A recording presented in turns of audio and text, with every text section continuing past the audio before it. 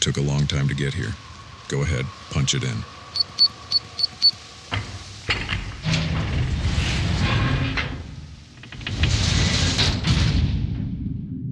Whoa. Welcome to the bunker.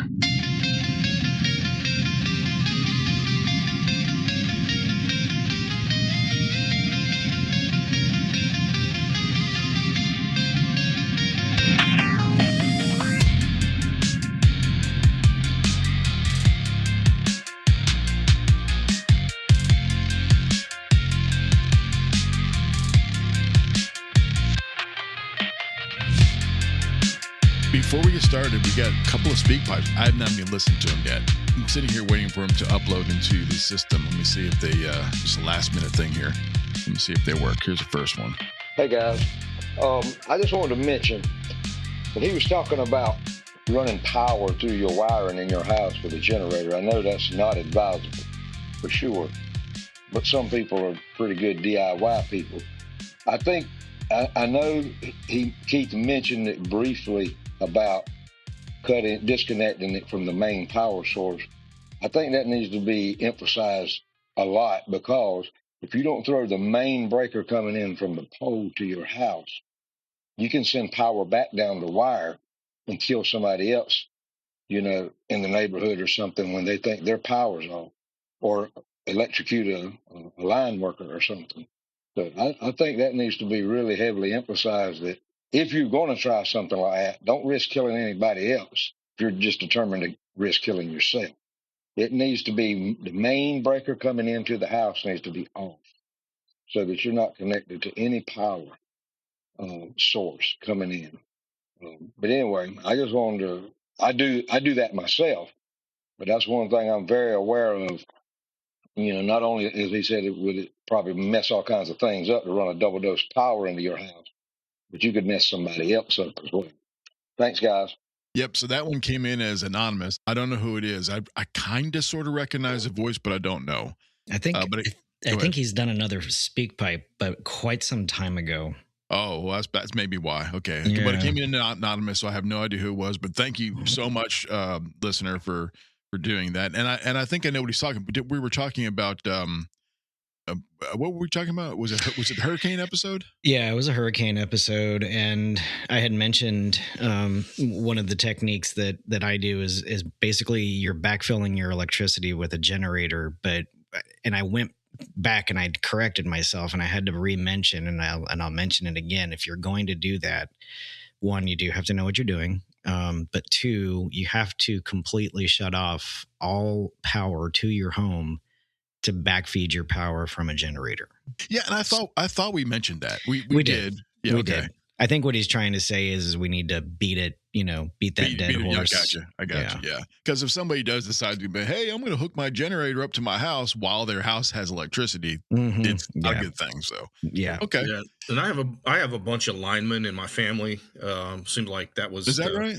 Yeah. That was one of the things. And my girlfriend, one of her sons is a lineman. And it seemed like the job. Oh, it's dangerous, man. But it was a great job, and local company was good. So they. It seems like that would be like one of the big jobs in Oklahoma because of the tornadoes. Well, you got the Wichita lineman right, north of us. So the Glenn Campbell song. You have to put that in there now. Well, I was a licensed journeyman in Texas for 10 years, and there's no way I would ever be a lineman. That is seriously dangerous. You're talking about becoming a barbecued person in like 3 seconds. But I've heard them over the years talk about, that surge of power that comes in, the power lines go down, people, sometimes it will hit some houses and not the other ones. And so they have to go into the whole area and basically shut them all down because of that power surge coming back. So that's a very great point.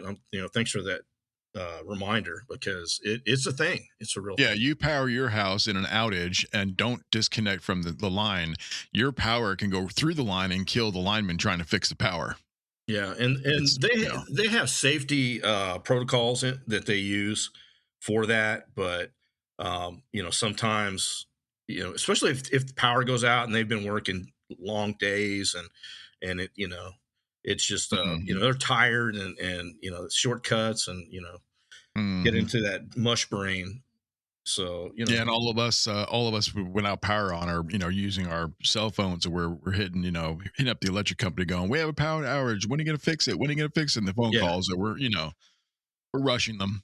All right, well, that's good. Excellent. And then this one, I believe this one's Casey, who's been on the show before, and he's from Florida. You guys know Casey. I'm pretty sure this is Casey. He needs to come on. What's up, Bunker Crew? This is Casey down in Florida. Just got done listening to the 2026 hurricane episode, talking about the Super El Nino season coming, and some interesting information. I've never understood, how all that works. I appreciate y'all sharing that.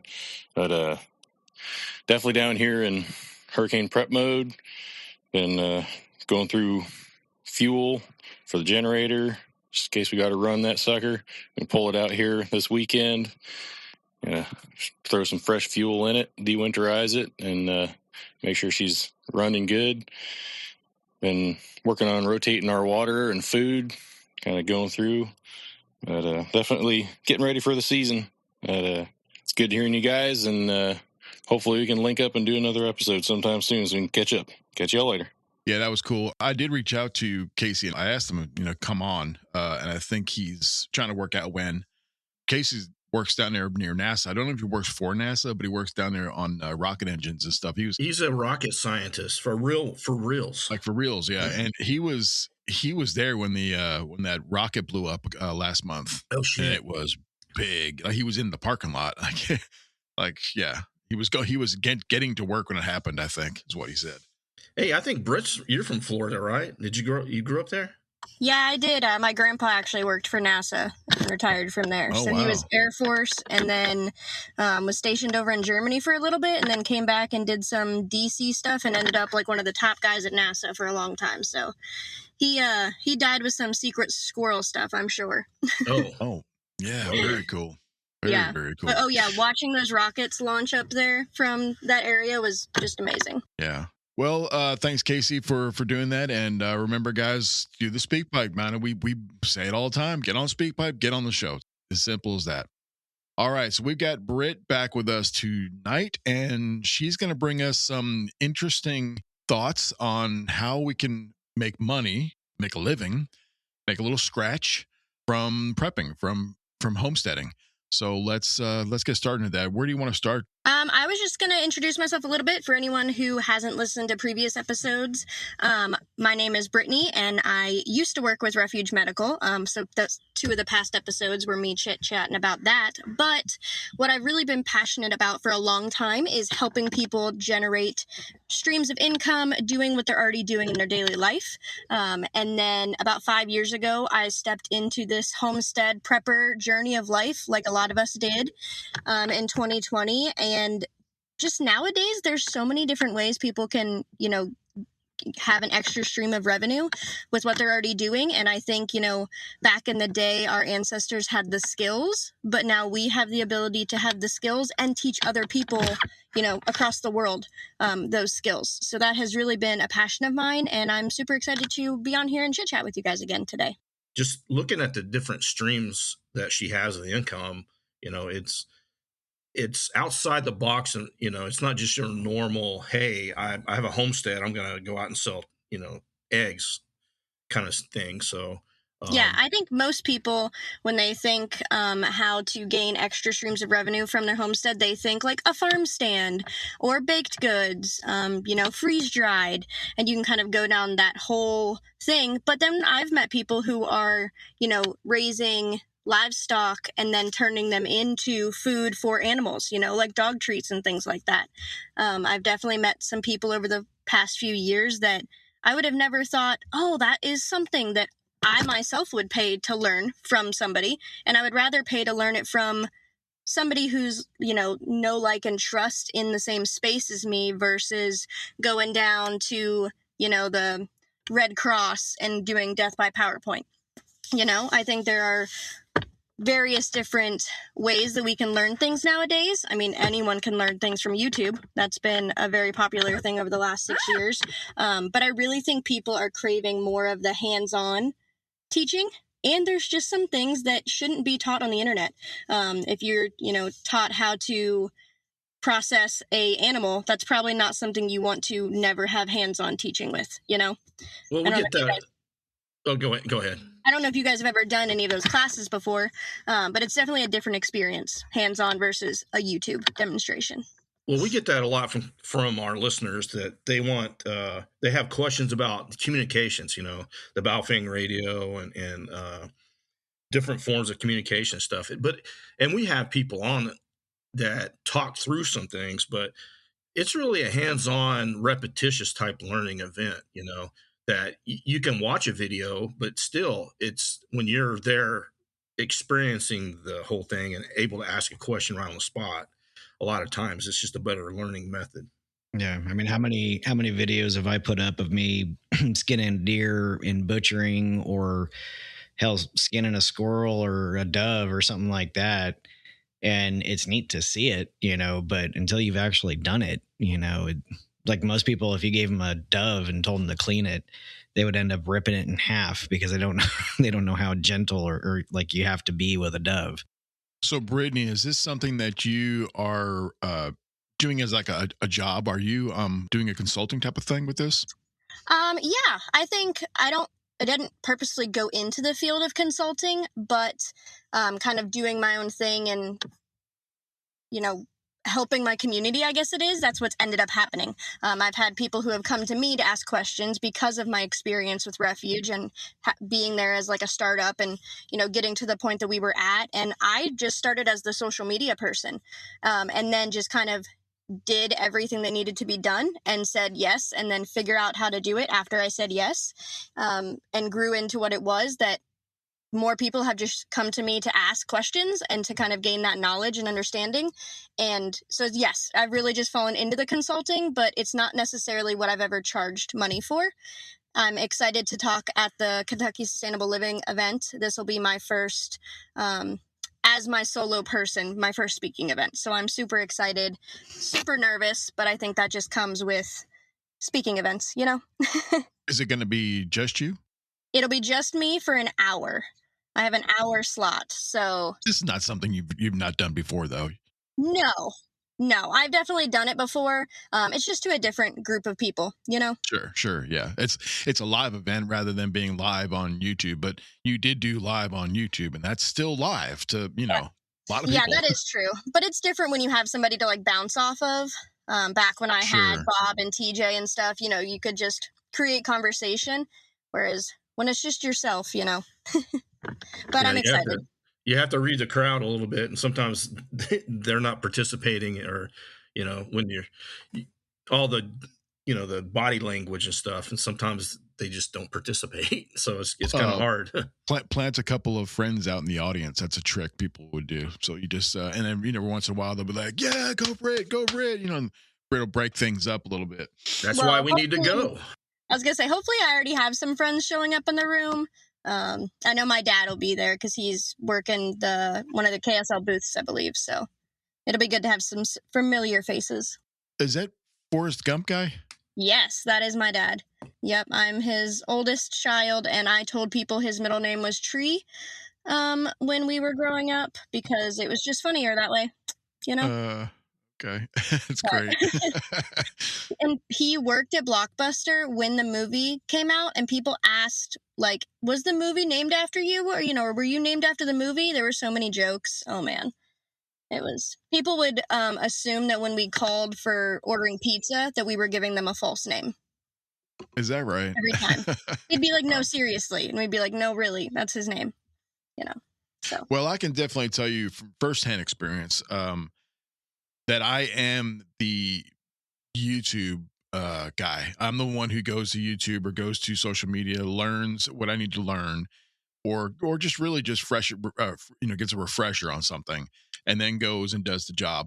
But I'm a handyman, first of all, and by trade. Okay. And I was an electrician, a carpenter, a plumber, HVAC. I mean, I've done all the things that, so I know when I look online and I'm watching somebody fix, let's say an AC, I know what they're talking about. So I can relate. And I'll go the other direction. I never had butchered before. So I had 10 guineas I chose to butcher and put in the freezer. Never done it before. So I watched videos on it. This was a good example of me watching something that I didn't know anything about and then doing it by hand. And I'll tell you right now, I screwed a lot of stuff up. It took me to like the third or fourth guinea before I started really getting it right. So you're right. The hands-on training is a great thing. Yeah, you can have a baseline knowledge and then kind of use, refreshers or more specialized things in that department, but starting from scratch without any hands-on knowledge. I can't think of the name of it, but it's called something theory, and it's the gap between when you think you know a lot but no experience versus when you actually know a lot and you realize how little you actually know. I forget the name of the theory, but it's a thing out there. And yeah, I think I know what you're talking about. Like I can't think of it off the top of my head what the name of it is though. Yeah, I'll think of it. But TJ used to talk about that all the time. He would mention that, especially when it comes to first aid, you can watch a lot of videos, but until you actually put on a tourniquet and somebody has looked at it and told you that it's on correctly, there's no guarantee you're doing it. Or holding a knife the proper way when you're butchering animals. When you're skinning them, there are things that you just can't get corrected on when there's not a knowledgeable person standing next to you looking at you, and not only that, but also on the YouTube university, there's so many different ways. I was watching videos on how to butcher deer because I was planning on getting one. I didn't get one, and I had listened to Jeremy, and we had our episode. We did this and that, and I started watching videos, and there was like one after another. One guy would say, "Always hold your knife this way, and always do it this way." Then I go to the next video, and this guy's like, "Never do that. Always do this." And it was like, "Oh my god, everybody's got a different way of doing things here." No, that's a good point though. Everybody's got a different way of doing things, and everybody's a YouTube expert, subject matter expert. That's why there's that saying: there's more than one way to skin a cat. And the other saying, you don't know what you don't know. Yeah. What do you got? You got one, Jeremy? Well, I mean, just to kind of emphasize on that point, there are, 100 different ways to do one single thing. And it's kind of like that, somebody having 14 different ways of. Uh-oh. We got a what's going on? Who's got that echo? Are we good? Most likely. There we go. Okay. Well, it started when Jeremy was talking, and all of a sudden he started going into double Jeremy. And we don't need double Jeremy. Do not unleash Devil Jeremy. Don't unleash the Devil Jeremy. Are we all good? Sorry. No, we're good. I was looking up. I started using my phone. It's the Dunning-Kruger effect. Is the word I was looking for. Oh, yeah. My bad. Dunning-Kruger? Dunning-Kruger. Huh. Interesting. Well, I was not to be confused with the Freddy Krueger effect. Or no, that's what the mic did. Cougar. Yeah. Oh yeah, that's what the mic did. Oh, there you go. That's a good one. Yeah. Jesus. Well, I was just gonna, emphasize that there are many different ways to do the same thing. Whereas, like people are like, I have 14 different ways to start a fire. You have to find one that works for you. And things do change over time. Like for instance, I had to change the way that I hold a knife or, process different animals because I got wicked bad arthritis in my wrist now. There's certain things that I have to do now that I didn't do before. And I've learned along, the years and, skinning many, many different deer. So there's always opportunity to learn more. And, part of that is having to change. Sometimes you don't want to, but sometimes you have to. So, yeah, that's very true. So, Britt, what are some other revenue streams that people just don't think about that, like you were talking about earlier, that, is just right in front of us, but we don't capitalize on it, Yeah. So I think knowledge is a huge one, whether you want to do in-person classes or online. There's really easy platforms that you can use, Patreon or YouTube and things like that, because knowledge is something that you listen and you learn best from people like you. So I think that like a million people can teach kind of a similar subject and you're still going to find people who learn best from you. So I wouldn't say that, the market, the market is ever full, or, there's so many people teaching this one thing, I'm not going to teach it. I think everyone has a different style of not only teaching, but learning. So I would say don't stray away from that if you do enjoy the teaching side of things. Not everyone does. But knowledge is a huge thing right now. Content creation is another one that I think people overthink a lot, when really what you need to do is just document what you're already doing. And then, use it as B-roll, put some text over it. There are people that literally put up a live stream of their chicken coop, and you would be surprised how many thousands of people just watch their freaking chickens. Wait a minute. It's a real thing, and people really make money from it. No way. Oh, yes. That is ridiculous. And it's almost stupid what people will watch on live streams like that, but they're it's just part of the world. People think chickens are awesome. A lot of people want their own chickens, so they live vicariously through your chickens. I don't know. Well, I will never sit there and watch a live stream of chickens, but there are people who do it. Scientifically, they have their own math, so that's a thing. Chicken math. You've heard the chicken math? Yes, I've heard the chicken math. I've also heard girl math. I think there's a math for a lot of things nowadays. Yeah. Keith, you got to insert a drum roll in there when I said that chicken math joke. Oh, well, I don't think I can, but I'll figure it out because I deleted it. But anyway, I was thinking, I didn't know that they had these live chicken coop things, but I would probably watch one of those. See? There's live streams for a lot of different things, and a lot of different things that you can capture content. Like if you freeze dry, creating content of how you freeze dry things. You don't have to show your face. You don't even have to use your voice. I think a lot of people overthink that like the content needs to look perfect and they need to have X amount of followers before they even start. And that's just not how it works. The first 100 takes of something aren't going to be great, Well, I can tell you from experience that I failed at YouTube. I had it for the homestead, and I failed because I know exactly why I did. It's because I tried to make every single video a big production movie with an intro, an outro, music, and this and that, and then thinking in my head of all the different steps and filming myself doing that and filming myself doing this and trying to get it from different angles with one camera, all these different things. And what happened was it became too much. And I wasn't able to do the jobs properly. And, the most important thing is that I'm doing the jobs properly on the homestead. That's, when I'm fixing a roof or something, it's got to be done right. I can't be thinking about all these, camera angles and how the light looks and all this other stuff. And I think that's where I failed.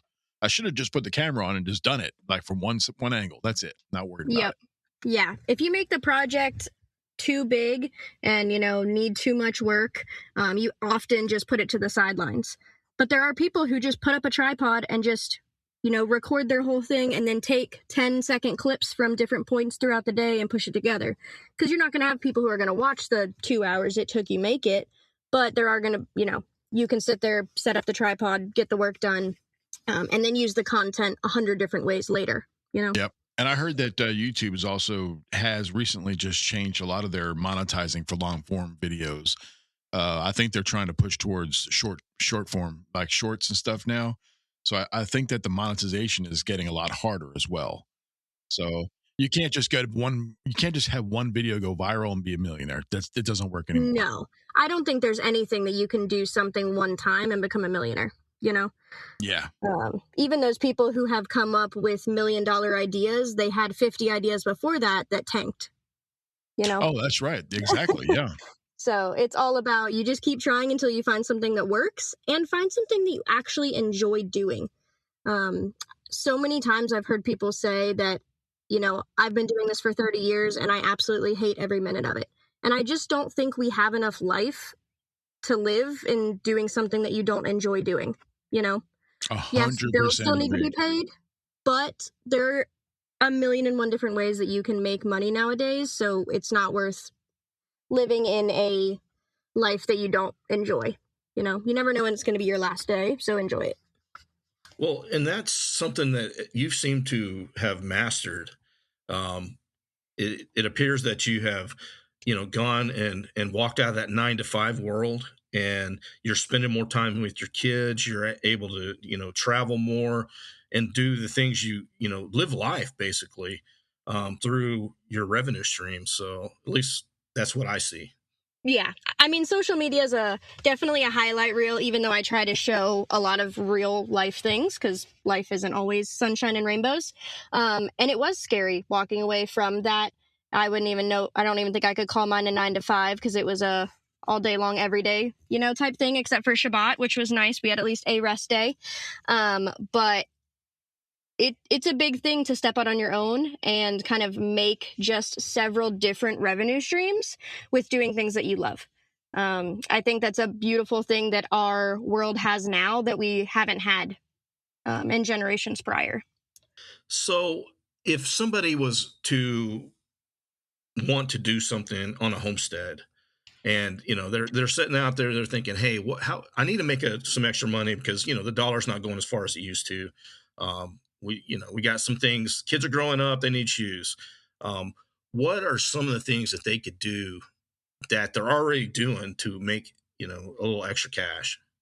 Yeah. So I would say start documenting what you're already doing and share what you're willing to share. Editing can always be done. You don't have to show faces. I've recently started keeping my kids' faces off the internet because it's just getting to be a scarier place day by day, it feels like. But there are ways to do it smart.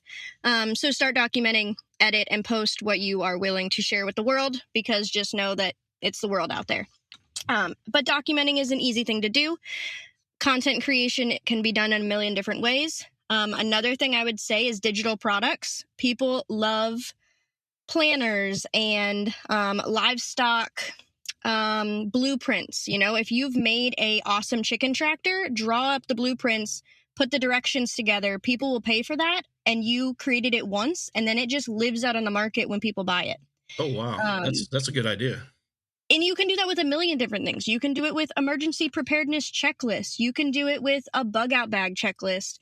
There's endless ways. So find what you're already doing, what you have knowledge in, what you love, and then turn it into content creation, digital product. If you want to build a community, there are people out there that love building communities, accountability groups, like-minded preparedness. It's a huge thing. So, if you're not a part of one that you already love, create one. And then affiliate income is another huge thing. If you own a pressure canner or a freeze dryer or generators or solar equipment, all those companies now have affiliate programs. And if you're already going to be talking about your, freeze dryer, then you might as well have the affiliate link with it because somebody's going to watch it and then somebody's going to want to buy it. And then you're going to make just money from somebody clicking that link and purchasing it, all because you took the extra, hour to set up the affiliate link and copy and paste it onto your video. You would be surprised how much those companies are paying just for you to, share who they are and why you love their brand. That's passive income, right? Yep. Digital products and affiliate income can be passive. You can post a video. I still have a video that I posted 4 years ago that is still getting probably 1,000 views a day. And it's been 4 years and it just lives there. I recorded it, I posted it once, and it just continues to get more views on it. So you never know. My prepper brothers and sisters, we'd like to remind you that the Tops Bunker podcast now has its own YouTube channel where you can listen to all our episodes and watch some videos as well. We have live events planned for this summer and giveaways, so don't miss out. Please stop by the new channel and subscribe. We need those subscriptions and appreciate your support. YouTube.com/Tops Bunker Podcast. Hit the subscribe button and comment as much as you like. Now, back to the show. If somebody's okay, so somebody wants to start and do this, what kind of equipment are they going to need to start up? If they decide to use their homestead as a revenue stream and do some, YouTube or shorts or whatever, what kind of TikToks, whatever it may be, what kind of equipment can somebody start out with? I mean, equipment, you can start with what you already have. I would say don't let perfect be the enemy of good enough. If you have some sort of smartphone, you already have enough. As long as at least one of the cameras work, it has a microphone on it, you can buy a $30 to $50 lavalier mic or fancy mic, but just know that the technology that you use only really matters after the first 100 episodes when you actually figured out what you're doing. Because you really need to get through those first 100, whatever you decide to do, before you start thinking about upgrading technology. Because, to be honest, most people aren't even going to make it to the 100 video because they're going to give up when you really can't define success until you're past that 100 video mark or the 100 content creation or agreed. Yep. I'm that person. podcast. So I agree with that. And doesn't Bear Independent do all of his stuff on his cell phone? Yes. He has Dudley sometimes for some upgraded audio and things, but that's only been recently. I think the first 7 or 8 years was all on his sideways iPhone. Right. Yeah. That's exactly. it. So, yeah, I don't think yes, lighting matters. Make sure you're not in a dark, creepy corner unless that's your vibe that you're trying to give off. But, Are you talking about me? Video and audio do matter. If watching your own stuff is always really hard to do. I myself do not love listening back to my own voice or watching my own videos, but when you're first getting started, you gotta get used to it. And you gotta, or have a friend that you're willing to send it to give you some honest, feedback on things, because background noise does matter sometimes. You don't want to sound like you're using the bathroom in the background. There are things that just matter. But the most part is just start. Just start somewhere. And just start sharing what you already love, and other people are going to come along and love it with you. I mean, I think that's kind of what you guys have done with this podcast. Yes. She's right about that. It's definitely been a journey. And that's how I got in the bathroom. That's how I got the nickname Buddy. I was considered bathroom buddy for a long time. So What? Oh no, I'm not telling that story. Yeah, just get Joe on. Is this one of your passive income deals or what? Joe has no. Is this from you being an observer for urinalysis? What is happening here? Joe can tell the story. We'll have Joe come on and it's a long story. I'm not telling. Every one of the listeners right now wants to know how you got the name Bathroom Buddy. I really want to know. We'll have to bring Joe on, and he'll tell it. He tells it better than I do. Sounds like a very interesting story. Yeah. Have you seen that trend going around that's describe what you do for work that makes it sound illegal? Have you seen it going around? Oh, that sounds fun.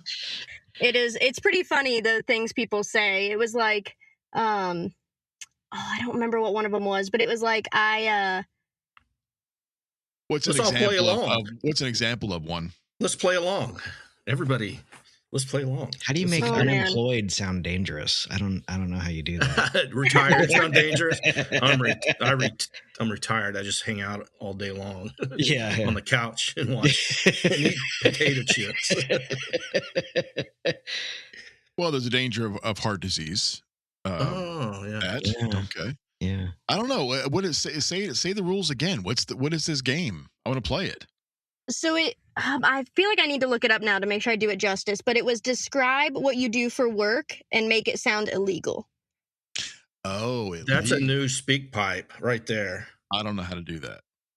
That sounds like a lot of creative thinking right there. Yeah. Wow. Yeah, I don't know. I'm sitting here. It's going to be a lot of dead air while we're all sitting here thinking about how to make something sound illegal. Yeah, you'll have to put in the game show. Let's just keep Brittany going. Okay. Take it away. Sorry to put you off on that tangent. I'm sure the listeners will throw in some great ones because it is something that's going viral right now. Different people are doing it. So you'll see it now that we're talking about it across all your devices because we know they're always listening. So, yes, back to find what you love to do or figure out what you love to do. And you don't need a business idea. I think most people just need to use the gifts that you were born with or learned. Because I think a lot of our things we've learned and done schooling and knowledge over the years, but just take those and figure out how you can make money from it. I have grown up always kind of in the poverty world. So when I was old enough to have my own revenue coming in, I was like, nope, one income can't be enough. I also think that's because of the generation I'm a part of, and the dollar just doesn't go as far as it used to. But I've always tried to have 2, 3, 4 different income streams, because you just never know what's going to happen with them. In the last 6 years, we've seen a lot of layoffs and jobs closing. I mean, I can only imagine the people with Spirit Airlines, I would say build your well before you're thirsty. Start getting those things in place before you need it, because you don't get rich overnight from any of these things. It does take time. It does take consistency is another thing that's huge, that a lot of people don't stick with it long enough to create something from it. They think, oh, I made 4 videos and I got 1 million views. Why am I not viral or a millionaire yet? Okay, I'm done. It's just not how it works. Yeah, and you said something earlier that I looked into podcasting way before I started with Tops Bunker, and everybody said that getting to 100, most podcasts die at like 35 to 50. Episodes. Yeah. Episodes, yes. Yeah, you have to. 7 is the actual number. There is success past 25, but most podcasts, if you don't make it to number 7, they fall off. They just do. Every single day, thousands of podcasts start, and every single day, tens of thousands of them stop. I believe it. I've been talking about starting my own podcast for a year now. Still never recorded or put out an episode. So I 100% believe that. Well, and we're at 251 right now. And I can tell you right now, I was sweating bullets when I was at number 5 and 6. Because I was actually like, what's the next topic? What if I don't make it to 7? I don't even know. It's just it's a weird number. 7 is the number. Most of them only go to 4 or 5 or 6, and then they're gone. That's it. But I'm sorry, buddy. Keep going. What you were saying. 25. Yeah, and you're right. When you get to 25, then you're starting to feel a little something. Yeah, that's just I told myself when I was going to start one to get to 100. That was my goal, and then I'd make it. Didn't matter what happened, get to 100. I had 100 topics out there. Somewhat different. It's hard to get 100 different topics, but for what I was going to do, but. It just, and it takes that one, leap of faith, that first step to get it going. So podcasting is there. How do I put it this way? There's no money in podcasting.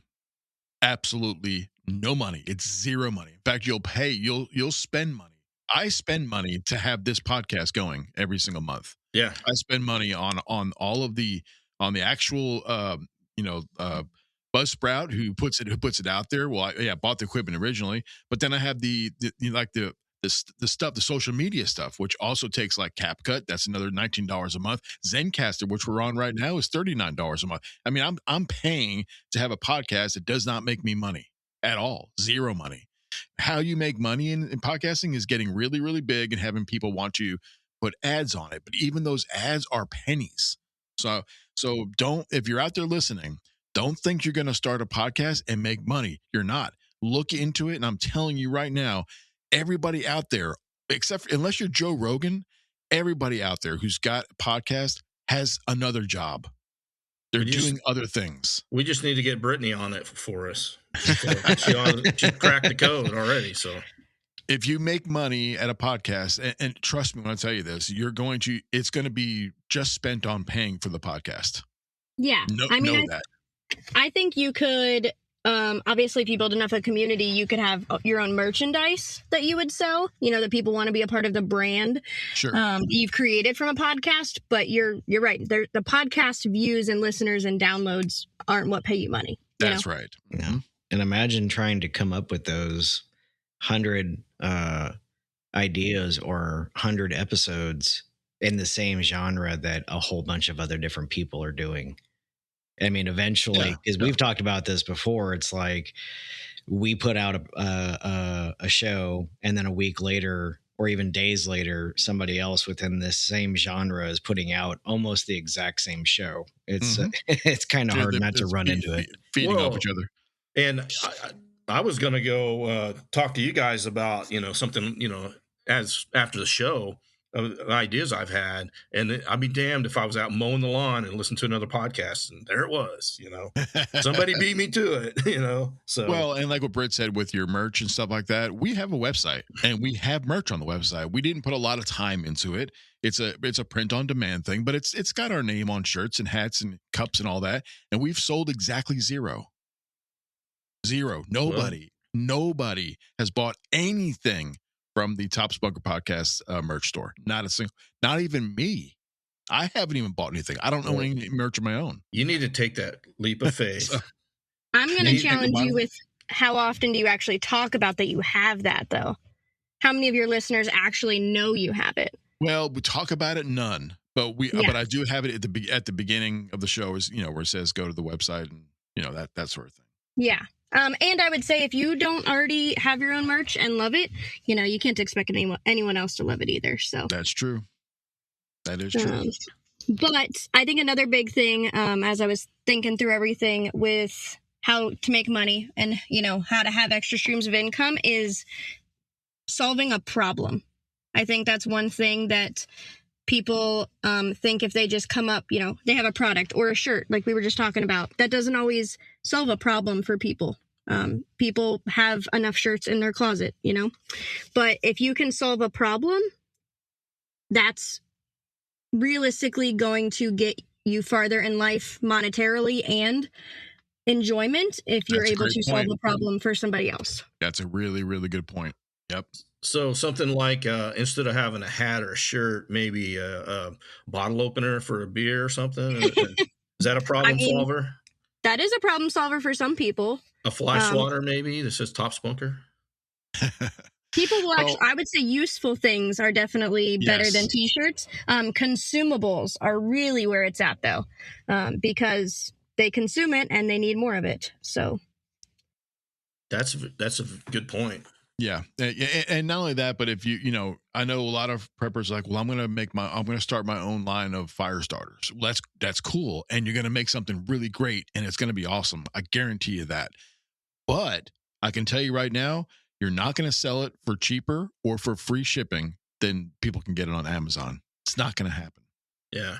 And it's going to cost you so much to come up with the product, the development, the packaging, the logistics of those things. I know firsthand from Refuge. That's right. It's exhausting.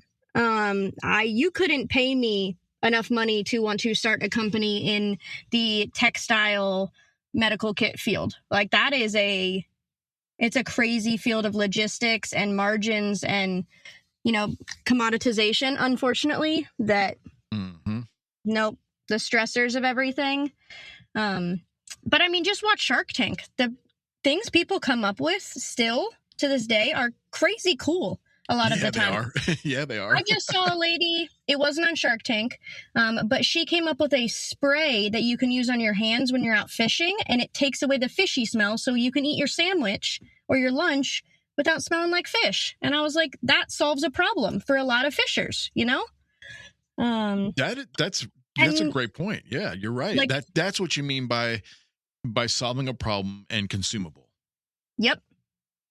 That was a really cool thing I just saw, and she was like, "Yeah, I was out." She's a female fisher, loves to fish, and she didn't. You're eating your sandwich for lunch on the boat. You don't want to have fishy smelling hands. So she came up with a spray and she T&E'd it herself and uses it daily when she's out fishing. And now she's made a whole company out of it. And we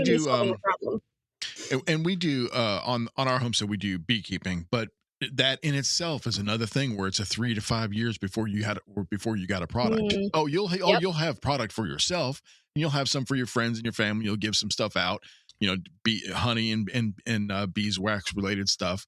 But in order to actually sell it and make money at, let's say, a farmer's market or to a store, local store, something like that, you need to be in it for several years before you're actually making enough product. Yep. You know. Yeah, and most people won't dedicate 3 to 5 years of their time without seeing the fruit from it. It's tough because I'm in year 3.5 right now, and I'm just making enough honey for us, and I've got tons of honey for us. I don't have to buy honey in the store anymore, but I don't have anywhere near enough to go sell it at a stand. Yeah, there's the same as like making people that make soap or candles, and they sell them maybe at the farmer's market, or bread. You have to make it, and then you have to sit there and sell it. It's You've got to be dedicated, and like you said earlier, Britt, you've got to love it. And I happen to love beekeeping, so that's great, and making the products from it. But you really do have to love it. Otherwise, it's just a labor. This is why, OGTX, the old podcast, died and then got restarted again with you guys, because I was done. I was not loving it anymore. I was working day and night trying to get podcasts out every single week, and it wasn't fun. I was, it was sweating every single week to get one out. I wasn't making any money. I wasn't getting any feedback from anybody. Nobody was, hitting up on SpeakPipe. Nobody was getting up on the, doing emails or anything like that. Nobody was commenting. So I was like, why should I bother? And that's why I quit. It does happen to you out there when you're trying to be successful at something. It does happen. Yep. And I think that's why affiliate marketing can be successful for people, because you're not coming up with the product, you're not T&Eing it, you're not doing the market research, the inventory.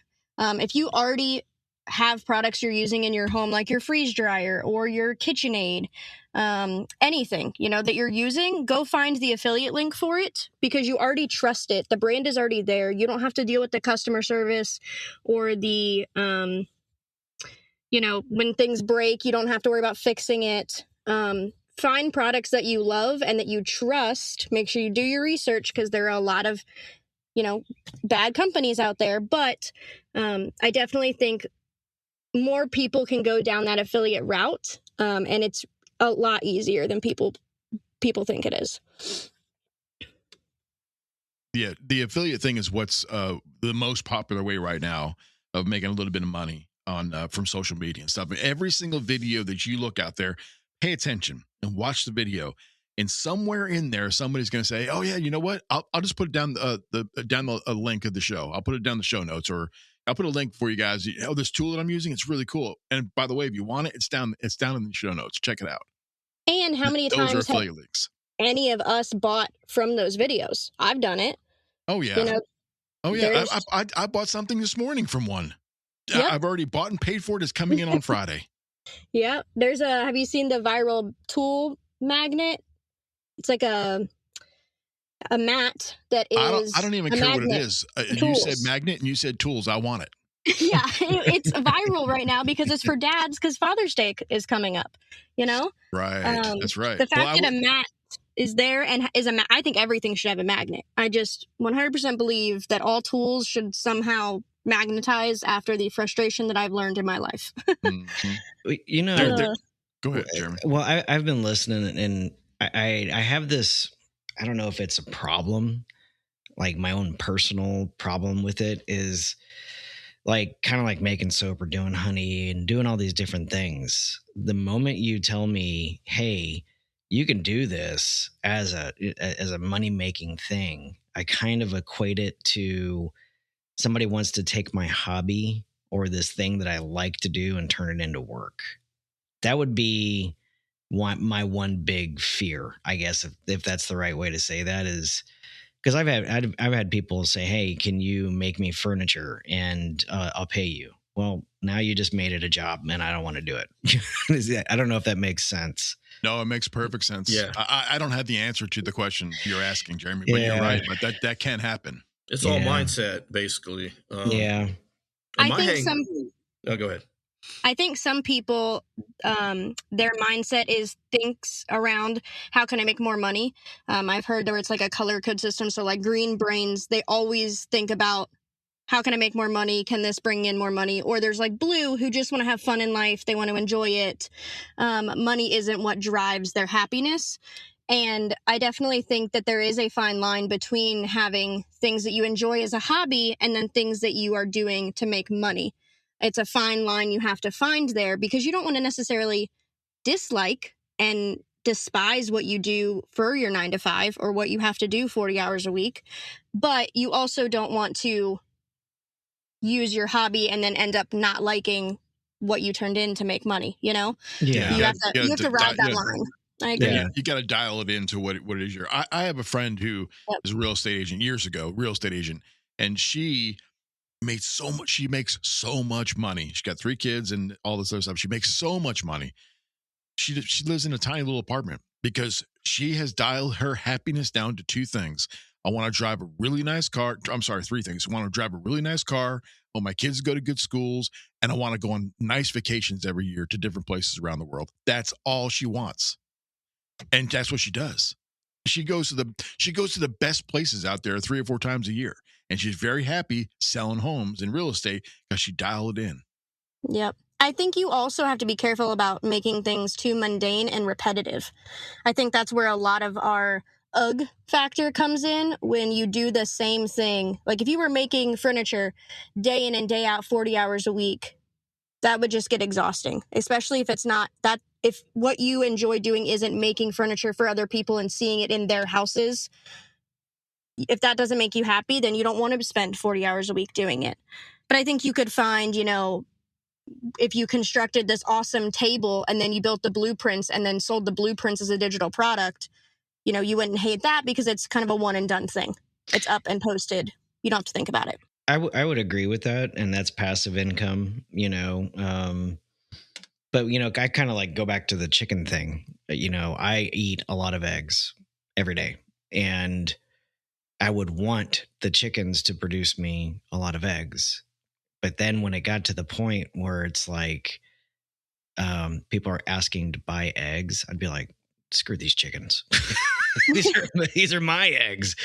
That's kind of, I don't know why I think like that sometimes, but I don't know. It's like, maybe it's because I'm territorial, or I don't like people touching my stuff. I don't know. I don't know what the right word is, but I have had it before where, I have had a great idea that I want to do, and then it almost looks like it's about to turn into work, and I'm like, yeah, screw that. I'm done with that one. Yeah, maybe. Yeah, I think that's a personal preference thing. Maybe. Yeah. I've got mountains of eggs, and I love eggs too. I'm starting to not like eggs. Too many eggs. I'm just saying. You have a plethora of eggs. Way more eggs than you could possibly imagine. Oh, I can imagine. I bring them over. We bring them over in box loads to our neighbors. I'll drive down the road to one of my nearest neighbors, and I'll bring them like a box of 80 eggs. Just there you go. That's a good neighbor to have, though. Man. They'll cook with them. He trains dogs, so he'll use them to feed the dogs and different things like that. Well, you could turn that into a revenue stream. I can, if I had a place to sell. Yeah.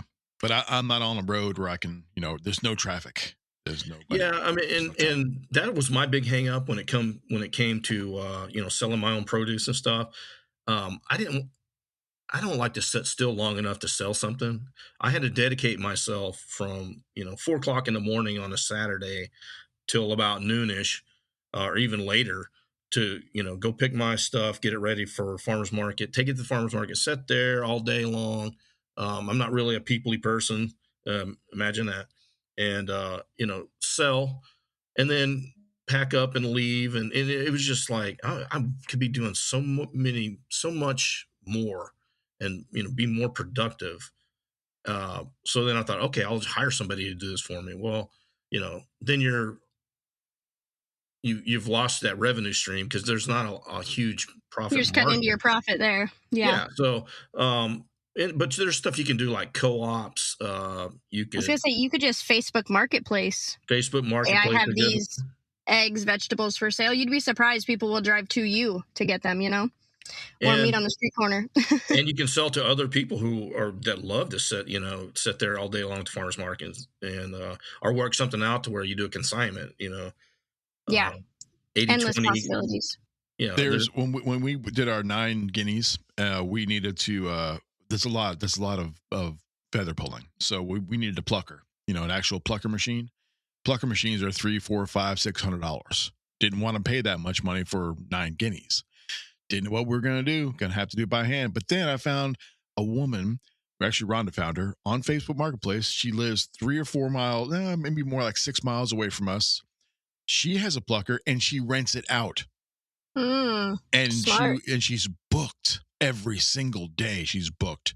So we picked a day. We paid her $40. We went and picked it up, did it, cleaned it out, brought it back to her. She made $40 just on that one. And she said, this is just the start. She has, like you're saying, these little, on her homestead, she has these little things that she's making money from. She said, this is just a start. I'm going to buy another one next week. And when I make enough money, I'm going to buy 3 or 4. And then eventually I'm going to have 10 of them. I'm going to rent them out all the time. Renting things out is a huge thing right now. I just have seen where people rent out those black and yellow totes. And they just rent out, 20 of them for people who are moving on the weekend. They drop them off empty. Then they pick them up in 2 weeks because people don't want to buy those totes just for moving. Or they're renting out popcorn machines or white tables for events. It's crazy the things that people are renting out nowadays That's some great ideas right there, Brittany. It's crazy. I've started looking at it. Like what are the needs in my area? What are people looking to rent that they can't? It's so many needs that you can fill, in the world right now. Well, I'm trying to rent a zero turn, but I can't find anybody around here to get one. Because mine's down and my lawn is tall. I need a zero turn mower right now. Sounds like you need to buy one and then you need to rent it out. Make sure you have a trailer. Well, I've got 2 of them. One of them I destroyed in the woods, and I'm trying to fix that one. And another one I destroyed on a deer lease last week because my tractor broke down and I used it and I shouldn't have. And even Buddy was like, "Dude, don't use that zero turn on that work. You're just gonna destroy it," and it did. So, well, I guess you got to listen to Buddy next time, huh?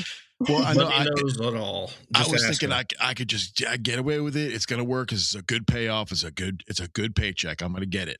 And the paycheck came and went, and now the lawn needs to be fixed. So yeah, it's one of them things. And I only said it because I've done it.